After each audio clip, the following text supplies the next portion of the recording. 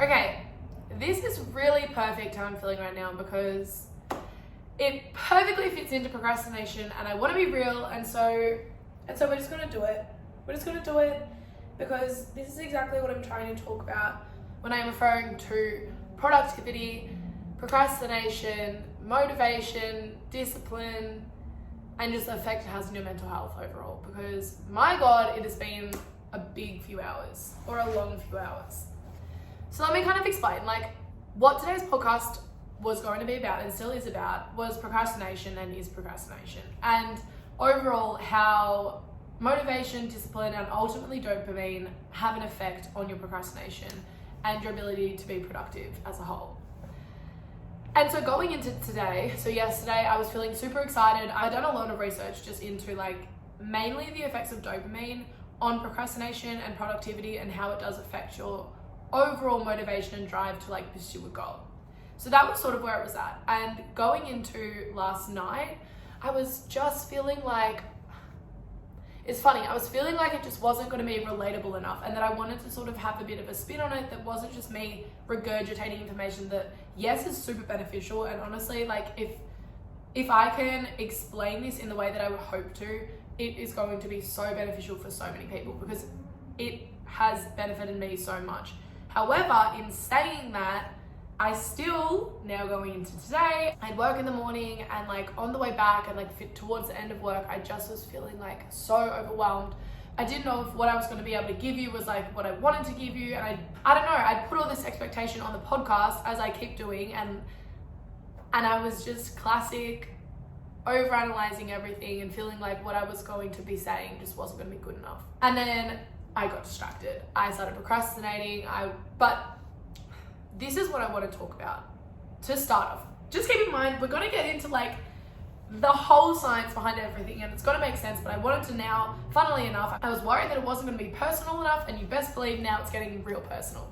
So pretty much I got home and I was just like, it's not that I didn't want to do it because I do want to do it, but I just was like overanalyzing everything and like doubting myself, and then that sort of was the procrastination, if that makes sense.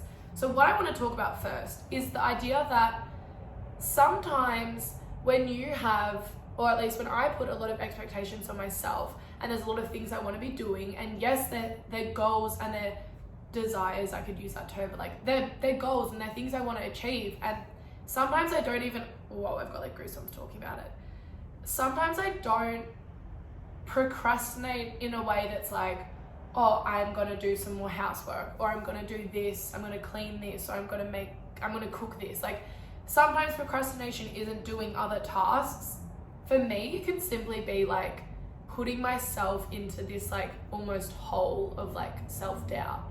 And I think that's come from, like I was just thinking about it then, I was like journaling, which as I've said is so beneficial because now I kind of am at the place where I'm at now. And I realized that sometimes not doing the things that you want to do or having such high expectations of how it's going to work leads you to just feel really, really bad about yourself and feel really guilty. And I guess that shame comes back in. And then that's almost the cycle. I just find that sometimes I put all these expectations on myself that then almost weigh as this burden, and then I don't do the thing that I want to do because I'm so concerned about it being perfect. And I guess that's where the action comes into it. And like right now I'm just doing this, and I really hope that you guys want to hear this and that you can relate, because I'm trying to be open and honest, and like I'm trying to be open and honest. And right now it's not that I didn't feel like doing this. Like I wanted to do this since you guys started mentioning that you wanted to hear about productivity and procrastination and focus. But the lead up to this day has caused me to now feel so overwhelmed about talking about it because I want it to be really good. So when I got home, I started listening to a podcast because this is what I do. I just listen to podcasts and try and get some sort of inspiration back. And it was Stephen Bartlett and the Modern Wisdom guy. I think his name is Chris Williams. I could be so wrong, and if I am, I'm so sorry. But it's funny because Stephen Bartlett had Alex Hormozi on the other day, and then I listened to Modern Wisdom with Alex Hormozi, and now I'm listening to Modern Wisdom with Stephen Bartlett. So it's like full circle. But they were talking about action and how you can listen to all the things, and it's what I've been banging on about. You can read all the books, you can listen to the podcast, but ultimately, if you're not just taking the step and just doing it, you're never going to see any change. And then we're going into like habits and habit formation, and how, yes, you might be like, okay, I'm going to start going to the gym. I'm going to have a morning routine. I'm going to get sunlight first thing in the morning. I'm going to read 10 pages of a book. I'm going to eat healthy. I'm going to do all of these things. But if you have gone from not doing any of that and just decide one day, oh, I'm going to do that, maybe it might work for someone, but majority of people are either going to do it for 3 days and then completely fall off the horse, or you're going to get almost maybe how I'm feeling right now and like too overwhelmed by everything, and then you just fall back into old habits. And a really good quote from the guy that wrote Atomic Habits, I can't do names, we know this, but the guy that wrote the book Atomic Habits, he said that if you break a habit one day, that's not discipline, that's a mistake. But if you break the habit 2 days in a row, that's now the start of a new habit. And I think that's such a good point. And like, that's not to say that if you don't do something for 2 days, you're never going to be able to do it again. Because I think that at the end of the day, let's say you want to go to the gym. If you say, I'm going to go to the gym, and you've been going for a week, and then you don't do it for 1 day, that's a mistake. It's all right, we'll get over it. If you don't do it for 2 days, what he's saying is that, well, now you're starting a new habit of not going to the gym. And I agree with that, but I think it's also really important to then take a step back and just think, why am I doing this? I'm doing this, I'm going to the gym because I want to feel good. I want to do this for myself. So me not doing this habit is just like hurting myself. Like, the only person that's being affected by you not going is yourself. And I think that's a really, really big mindset shift almost of, okay, I'm putting all this pressure on myself to do this thing, and then I'm not doing it because I'm so overwhelmed and I just hate it and I don't want to do it. But it's like, when you come back to the reason being that you're doing it for yourself, that's powerful. And I think that's even coming back to what I was saying before about me doing this podcast and talking about this topic, is that I put on all these expectations of, oh, I've got to make it perfect, I've got to talk about this, and I want it to be relatable, and I want people to, get all of this value from it. But I forget that at the end of the day, the reason I'm doing this is to help you guys, whoever's listening, as well as myself, just take the first steps and do the things that you want to do for yourself. Do the things that you know you're going to feel good doing. It's really interesting that now that I think about it, this is so related to dopamine, which I'm going to dive way into in a little bit, and like it will make so much sense. But it's almost that delayed gratification of like, yes, it might feel uncomfortable in the moment, but what is your tomorrow self going to want? Is your tomorrow self going to want you to just lay on the couch and not go to the gym? No, they're going to be so proud of you for just getting up and going. You best believe that tomorrow when I wake up, or when I'm editing this tonight, I'm going to be so proud of myself for just doing it, because it's not that I didn't want to do it, but you can put yourself in this mindset of like worrying about what you guys are going to think, worrying about how good it's going to be, when at the end of the day, I'm missing the point. The point isn't to make it perfect. The point is to do it. The point is to get this information out there. And I've literally hyped myself up now. Like, I'm ready. I'm like actually ready to go into it now. But like, I hope that was like a nice little intro. I don't know. Look how much my mind shift just changed from like sort of just talking through what I was feeling and going from a place of like, oh my God, I've got to get this out. I've got to make it good. I've got to do this. I've got to do that. And I took a step back and I was like, okay, I'm procrastinating by making myself feel like shit almost, if that makes sense.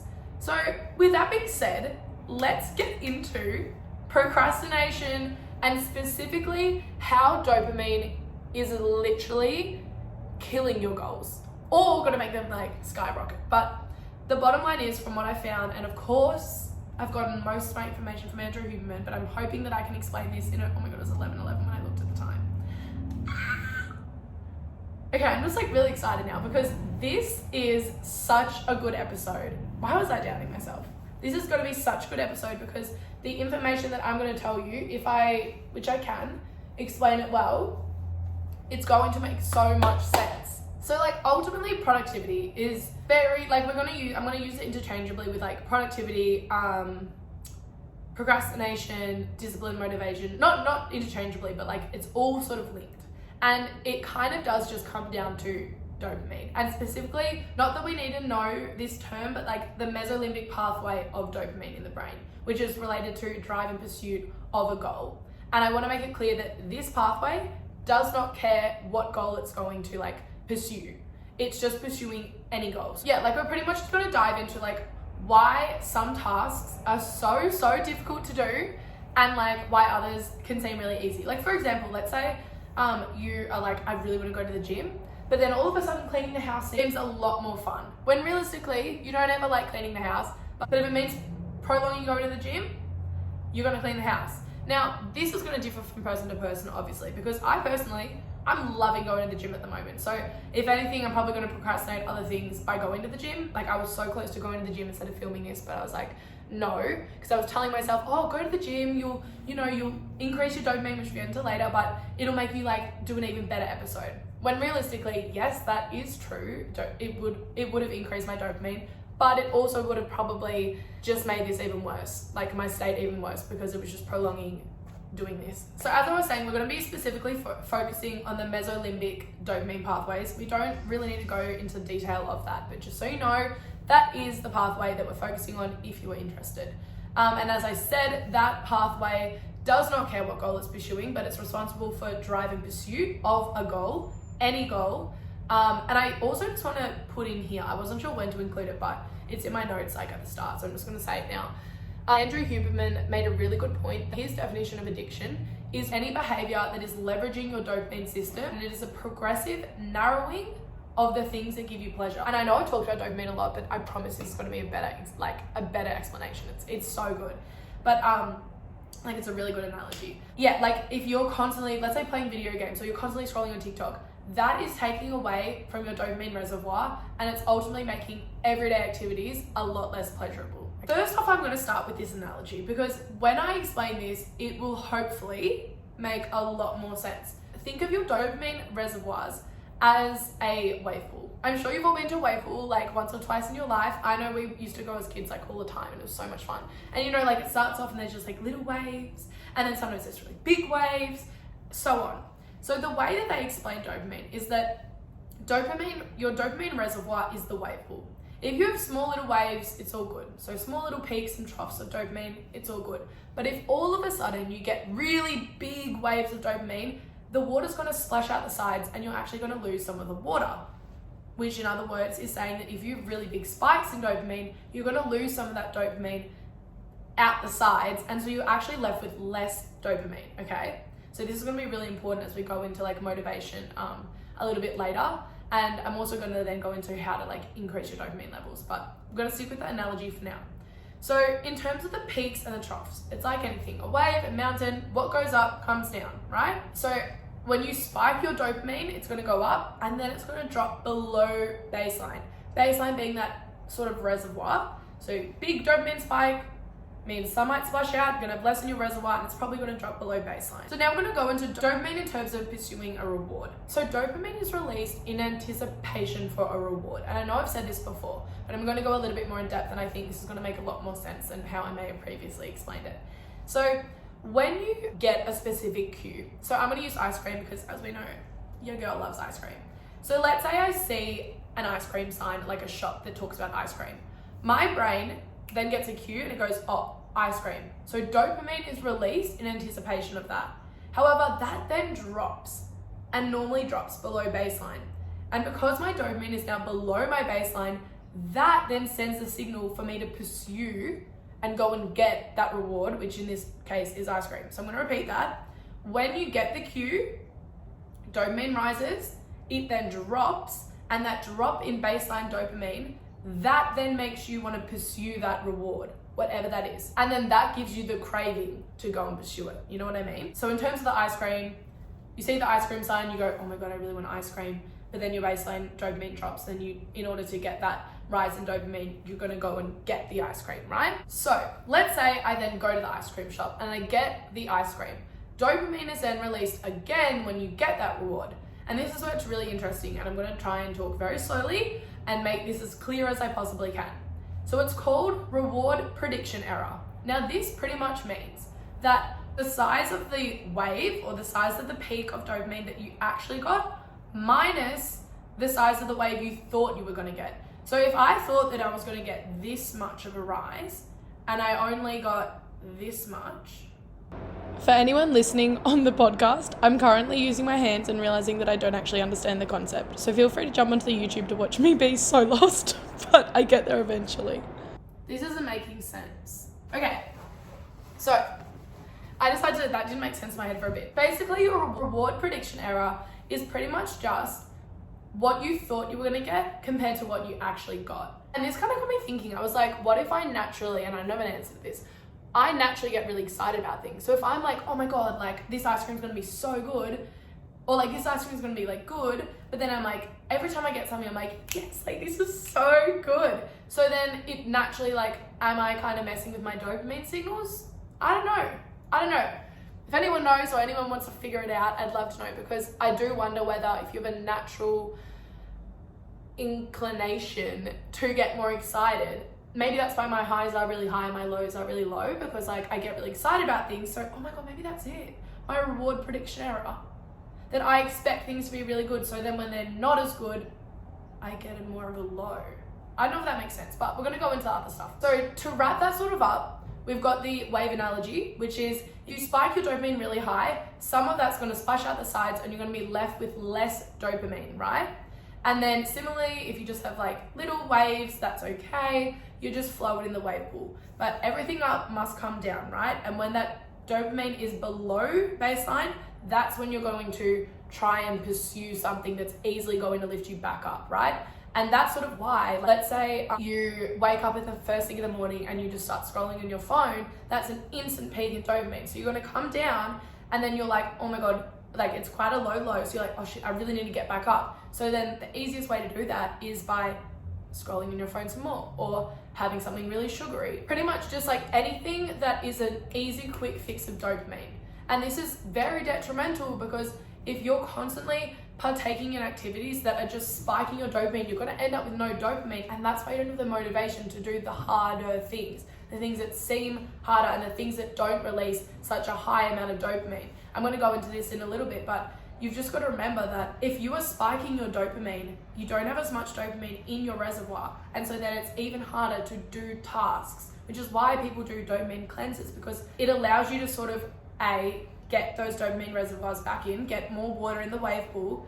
It also just sort of minimizes the waves. So they're quite small. So then you're able to maintain that sort of baseline dopamine, and you're able to pursue things without being in that deep trough of just wanting to do the easy, quick fix. It's that delayed gratification almost. So I want to sort of go into how you can actually increase your baseline dopamine. Now, there's a few ways that you can increase it. The first thing, which he majorly talks about, is sleep. Sleep is when overnight your dopamine is being regenerated, you know, your pool's being refilled, and you're able to then start the day again at like a good amount of dopamine. He also suggested something called non-sleep deep rest, and this is a form of yoga nidra, and you can almost do it as like, it's like on YouTube. You can just like Google YouTube videos of this yoga nidra. I've never done it before. I might actually do it.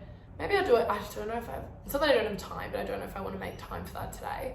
But potentially tomorrow I'll let you guys know how that goes. But he suggested that because that is, meditation doesn't actually increase your dopamine levels, but it's got lots of other benefits. But meditation itself doesn't increase dopamine, but this non-sleep deep rest does have the ability to increase your dopamine levels, and that like baseline dopamine. Andrew Huberman did say that he tries to implement that non-sleep deep rest yoga nidra into his routine quite a bit, a couple times a week, just to boost those levels back up. Another thing is nutrition. Tyrosine is actually an enzyme that is used to synthesize dopamine. So it basically increases the production of dopamine in your body. So I haven't fully looked into the different foods with tyrosine, but that could be something that if you're interested, you definitely could do.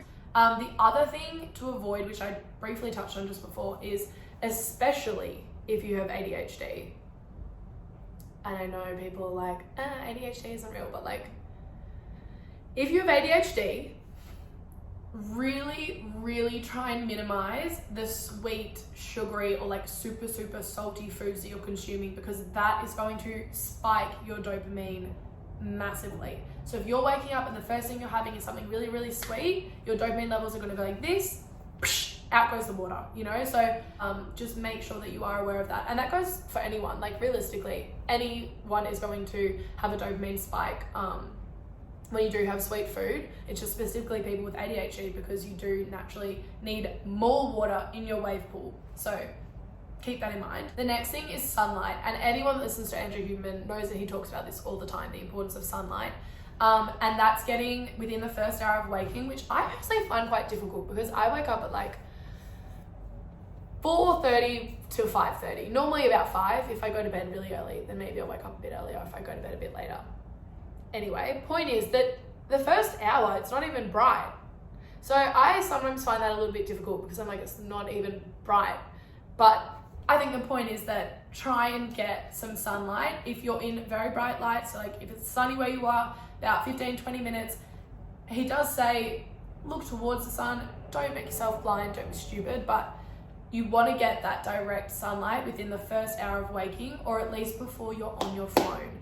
And like, I'm going to keep going on about this because I think it is so beneficial, and so many people do go on about it, but I think being younger and like, yes, okay, we all have the inclination to go on our phone, and I do start work like pretty much when I wake up, so I am on my laptop or on my phone. But I think if you are needing to be on your phone, don't scroll. Don't wake up and the first thing you do be to scroll. And like, I really don't want to make this podcast something where I'm like, don't do this, you've got to do this. Like, it's not a preachy do this, do that, but just don't wake up and go on your phone. It is the worst thing you can do to spike your dopamine. You are literally just waking up and pushing all the water out of your pool and being like, oh, well, I don't have any motivation. Obviously, exercise is a big thing for anything, but it does definitely improve your dopamine levels. And this doesn't mean that you have to constantly be going and doing like a massive workout before you have to do anything, but I don't know, if you're feeling a little bit flat, or you're like, you got to listen to your body. If you're trying to do, whether it's a uni project or whether you're trying to, I don't know, anything that requires some sort of drive, go for a walk, get some fresh air, move your body, and that can literally just increase your dopamine, your baseline dopamine, that little bit more, and replenish those levels so you do have motivation. Might not be the right word, but you just have the ability to not feel like you're in that trough and in that like low of just like no energy almost. And I do want to point out that he says that his definition of like increasing your dopamine is anything that can increase dopamine for more than an hour. So this means don't take drugs to try and improve your dopamine levels. Yes, okay, it might increase them, but it's not increasing them in the long term. One of the main things that I definitely would do to increase dopamine levels, and like he talks about it, is cold exposure, deliberate cold exposure. This has so many benefits, mainly being that it increases your dopamine levels. Literally have a cold shower. Like if you're feeling a bit flat, a bit unmotivated, literally go have a cold shower, but it has to be uncomfortable. It can literally be 30 seconds to like 3 minutes.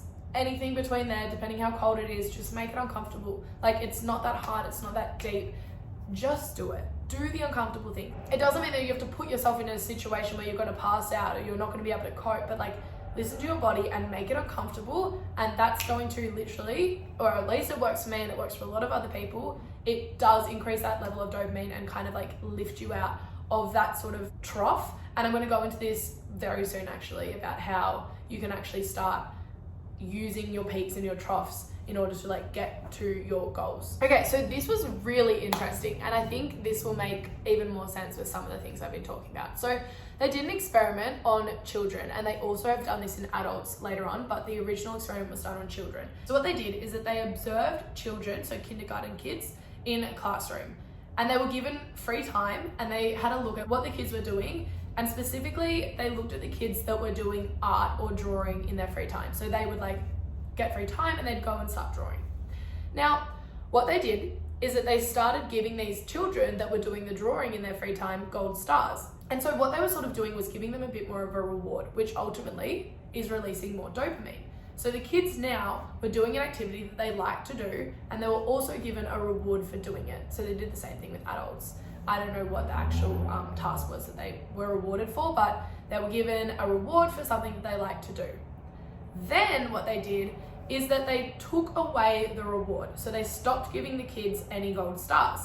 And what they observed was that the children actually decreased the amount of time that they spent drawing, because they no longer, and this goes back to reward prediction error, they no longer were receiving as much of a dopamine spike because they weren't getting the reward. So they were expecting to like A, get the dopamine release because they liked to do it, also then the reward. But when the reward wasn't there, they were only getting this much of a peak, so they didn't want to do it anymore. So their total satisfaction actually dropped below their prior satisfaction, so they ceased doing the activity. And this is really, really interesting. And what Andrew Huberman kind of gave an example of like his own life and how he really likes exercising, and then he started introducing caffeine and he started introducing other stimulants to sort of like not bad stimulants, but like maybe it was pre-workout or whatever it was to sort of amp him up even more to do the workout. But what he found was that then when he took away those stimulants, he didn't want to work out as much. And his point was that that was something he genuinely liked to do, but he started not liking it as much if he didn't have those other stimulants that were increasing his dopamine. And so to give you another example, like let's say this, I love doing the podcast. And let's say before every podcast, I have, actually, you know what? This is perfect. I started going to the gym before I was filming, right? And then today I was like, oh no, I have to go work out before I go to the gym because it's not going to give me that same high.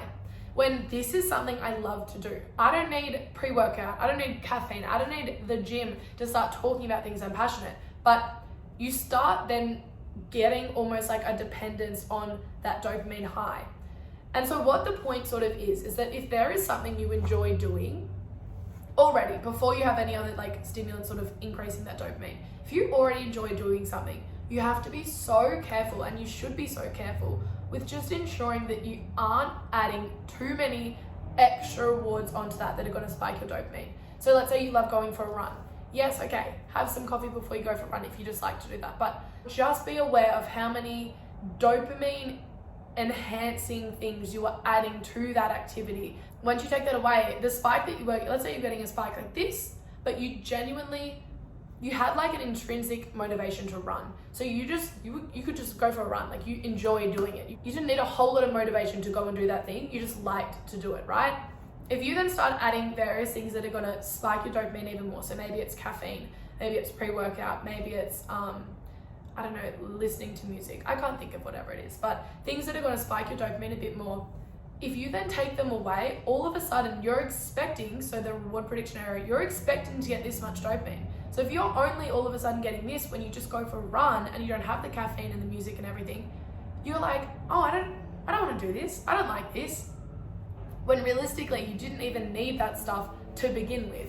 And so the point that he was making, that I'm trying to make now, is that if there are things that you genuinely like to do, you just want to be careful that you're not introducing too many other things that are going to spike your dopamine more, because it's going to take away from that genuine, pure, intrinsic motivation. As with the kids that chose to do drawing, they loved to do it, but when they started getting a reward, they liked it even more. But when the reward was taken away, they didn't do the drawing. I will also say that your dopamine levels will go back to that baseline. So, you know, Andrew Huberman talks about it, that he started just like taking away the amount of stimulants he'd have before going to the gym.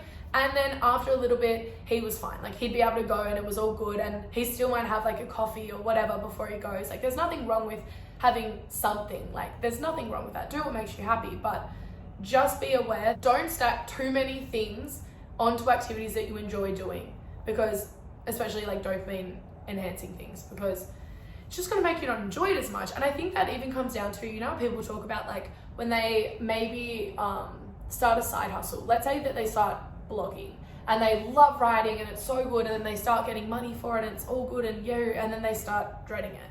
I think that almost probably comes down to like needing more and more. Like if they're maybe not making as much all of a sudden, or they're not getting as much of a reward from it, then they start not liking it as much, because that reward prediction error comes into it, and then you start being like, oh, this isn't even that good, when realistically you like doing it at the start. So just be aware. So now I'm going to go into how you can sort of get over the procrastination and do the things that are uncomfortable, like participating in things that you don't really want to do. So whether that's going to the gym or starting that new habit, whatever it is that you want to do that you just are really struggling to do, even if it is like a uni assignment or whatever it is, we're going to talk about how to sort of overcome that procrastination. And this can be done, which I think I mentioned before, is by actually utilizing those peaks and troughs to your advantage. And like once you master this, like it can be so beneficial. And I'm starting to sort of implement it, but like it's hard. Like it's all a process, it's all learning, and it's all like trial and error. But I really want you guys to take in what I'm saying and try and apply it into your life, because it is so beneficial. And like a really interesting point he made, which I wasn't expecting him to go into, was growth mindset, and how a lot of the research that has been done is that when people sort of start implementing a growth mindset and start thinking of the things that they can't do, it's not, oh my God, I can't do this. It's, I can't do this yet. Like, let's say you start, I'm just using the gym as an example. Let's say you start going to the gym and you're like, oh, I suck at this. Like, nah, like I'm so bad. I feel so embarrassed. Like, no, like you're just not good at it yet. Podcasting, for example. I could sit here and be like, oh my God, I suck. Like I could be editing these videos and being like, it takes so long. It's like hours of listening to myself speak. But like, I could look back at that and be like, no, this is so bad. Like, I can't do this. I'm not doing it. But it's like, no, like, I'm just not good at it yet. Like, we'll get there. We're just going to keep trying, keep putting in the work, keep learning about how to make it better. And I think that's all part of it. And once you can kind of adapt that growth mindset, it can really help to overcome sort of that procrastination. Because when you do have those like troughs and it's like, you know, you've got maybe a spike of dopamine and you're like, yeah, I'm going to try this new thing. And then the reward prediction error comes into it and it's maybe you don't get the outcome that you were expecting. You can then be like, no, like that's okay. Like I'm just not good at it yet. And you can really use that. You can still sit in that sort of trough and be like, that's all right. Like it's fine. I'm going to get better, instead of sort of losing motivation and then procrastinating and being like, no, I'm not doing this anymore. And once again, breaking your habit and falling back into old habits, which we don't want to do. So this was really interesting. So as well as the size of the wave affecting like, you know, the amount of water in your wave pool or the amount of dopamine you have, it's also important to know that the speed at which you increase your dopamine also indicates the speed that you will drop in dopamine and once again increase again. So for this reason, let's say I'm going to use it again. Let's say you really want to go to the gym and you are like, you think about going to the gym, and as I said before, you get that like dopamine rise and then it drops, and that drop is meant to then move you towards going to the gym and getting that reward, because you know that the gym's actually good for you, hence why you wanted to do it in the first place, and you got the dopamine spike. It's then dropped, and this drop quite often will be like, oh, I don't want to do it, I'm going to clean the house, I'm going to do this, I'm going to scroll, whatever it is to sort of procrastinate and distract yourself. Now, you can either A, wait it out, and maybe eventually you'll kind of get out of that slump / trough and find the motivation and find the energy to go and do it. Maybe if it's an exam or it's like a uni assignment, maybe eventually it'll be the last minute and there's like 2 hours before you have to submit it, and then you'd use your like anxiety and that like adrenaline to sort of push you to do that thing, which I guess is another option. But what we want to do is try and work out how we can leverage our dopamine systems in order to rebound ourselves out of that trough, okay? So how do we do this? What Andrew Huberman suggests, and it makes sense obviously, is that you actually have to find something that you perceive to be more difficult than that task. So using the gym example, let's say you really want to go to the gym, but you're like, no, I'm cleaning the house, I'm doing this. You're doing tasks that have less limbic friction. Limbic friction being, you know, you're a bit tired, or like maybe it's like a bit confronting to go and do it. Like whatever it is, it's like more difficult. So you're picking things that have less limbic friction. So for example, you clean the house because it seems less painful and less uncomfortable than going to the gym, right? And so like, yeah, advice could be, okay, well maybe you should just start exercising for 5 minutes. Like just put on your clothes and go for a walk. Yes, okay, this might work for some people, but for most of us, it's like, that still requires effort. Like that, you're still gonna procrastinate doing that. So what he said and what research has shown is that, as I said, because of the steepness of the peak determines the steepness of the trough. If you can put yourself in a situation that is uncomfortable and painful, I use painful in quotations because we're not doing anything that's actually going to like physically harm us. It's like mental pain that actually projects us out of that slump, right?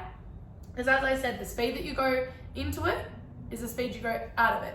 By doing something that's like quite uncomfortable will lift you out of that trough, and then you kind of go back to like a baseline, and then that thing that maybe you were avoiding doesn't seem as painful. So an example would be, you really want to go to the gym and you're just like, like I just can't. Like you're scrolling, you're doing this, you're doing that, you're in your trough, and you're just like, there's no motivation. go have a cold shower. Like a cold shower. If a cold shower doesn't seem bad for you, you're gonna have to find something else because it needs to be uncomfortable. But I feel like for most of us, we don't wanna have like a really cold shower at a random time of the day. But by doing this, you are able to put yourself in a state of discomfort and then you're back to that baseline. So then going to the gym doesn't seem as bad because it's like, oh, I've done this. Like how many times do you have a cold shower and you get out and you're like, oh, I feel so good. I feel alive. Like I know, I mean, it happens to me all the time. And it's because you've sort of gotten yourself out of that dopamine state. And yes, that does mean that you've like peaked your dopamine, but because it is a cold shower and it's not something that's like really, really gonna raise your dopamine levels dramatically. It's something just to get you out of that trough, you know, and back to that baseline where then you are a little bit more motivated. And I know that discipline and motivation are not controversial, so that's the wrong word, but discipline is obviously very required to like stick with a habit and do the things that are hard. But in terms of dopamine, if you are really struggling to sort of just do the thing, put yourself in a situation that is more uncomfortable or that you perceive to be more uncomfortable than what the task is. Go have a cold shower or go to the beach or go, if you have a cold plunge or an ice bath, do that 30 seconds and I promise you, you will literally be like, oh, I can go to the gym.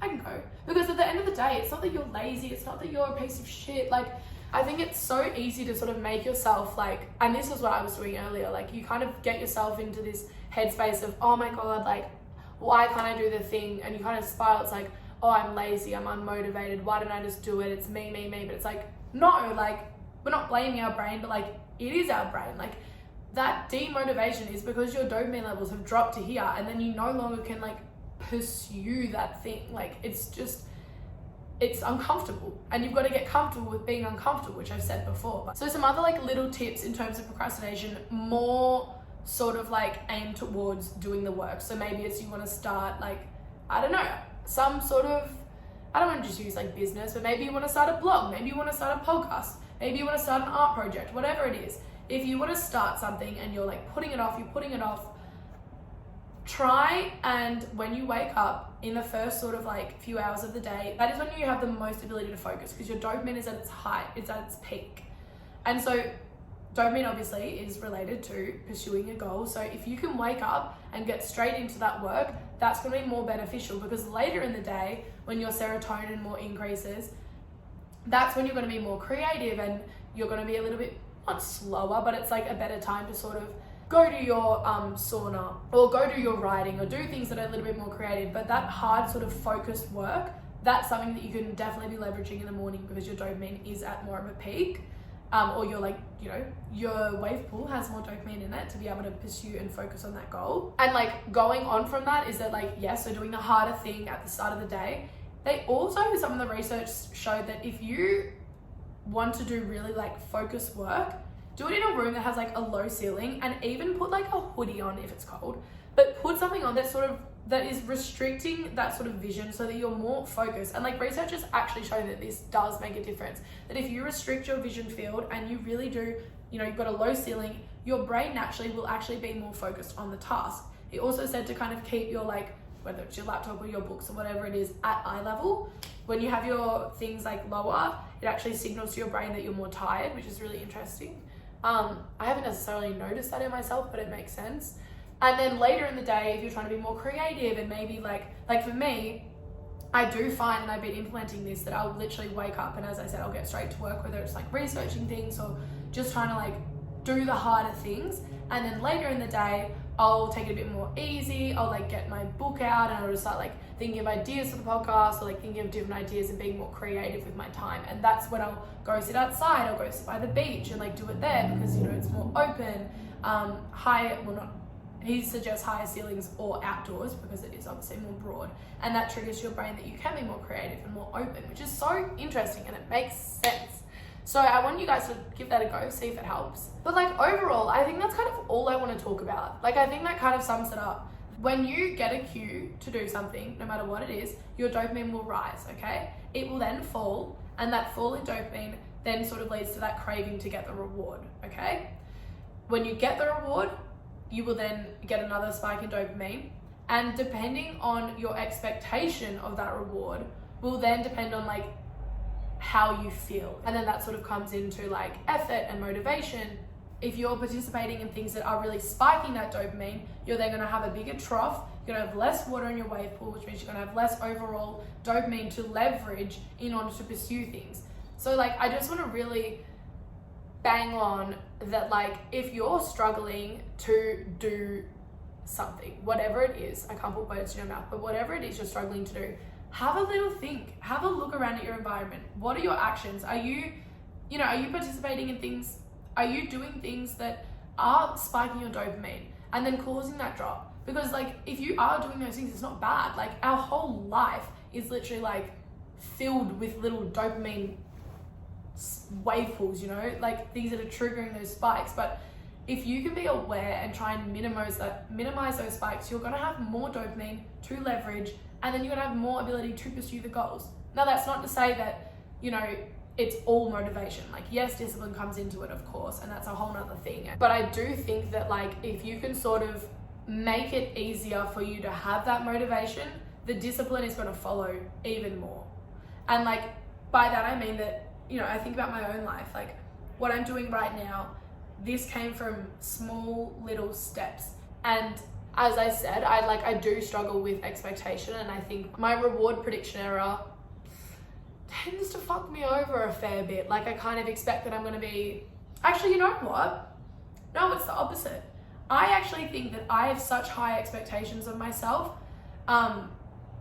but because of that, I expect that I'm going to do really poorly. So then when I start doing something, I'm like, oh, this is actually good, I get a spike of dopamine. And you saw that at the start. Oh my God, that's so interesting. I wonder if I think I've like explained that to myself, right? That yeah, because I put such high expectations on myself and I kind of think that I'm not going to do as well, then when it actually goes all right and I'm like, oh my God, no, this is good, then my dopamine rises. So then I'm like, ready. So there you go.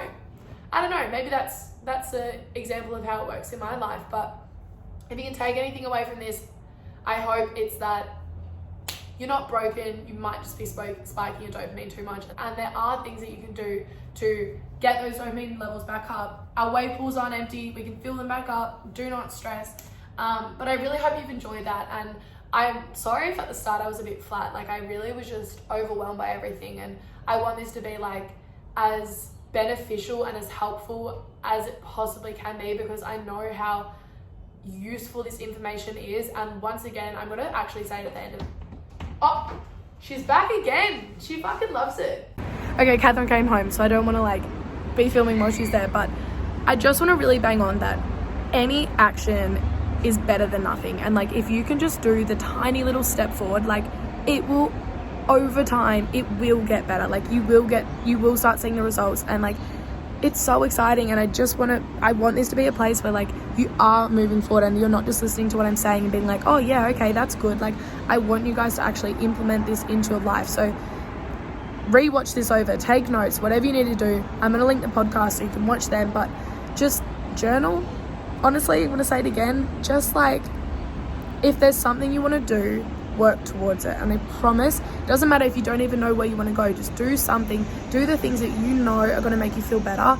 And ultimately, like, and the other thing on that is that while you're doing those things, just be aware of the expectations you're putting on yourself, and that you're not then making yourself feel bad when you don't do those things, because you want to enjoy them. At the end of the day, you're doing it to feel good. You're doing it to benefit yourself. So if you're doing these things and you're making yourself feel shit like me, you're not going to get the benefits. So take little steps and don't be hard on yourself.